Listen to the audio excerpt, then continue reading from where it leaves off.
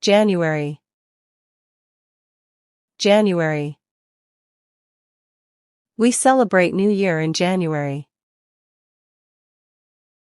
February. February.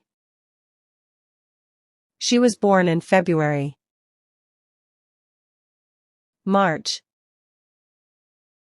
March.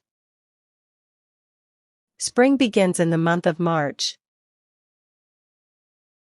April. April. The students go on a field trip in April. May.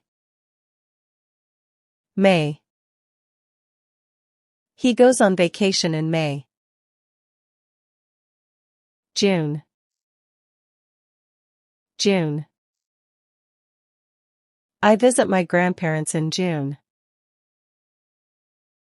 July. July. We go to the beach in July.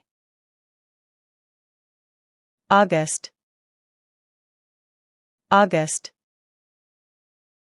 She starts her new job in August.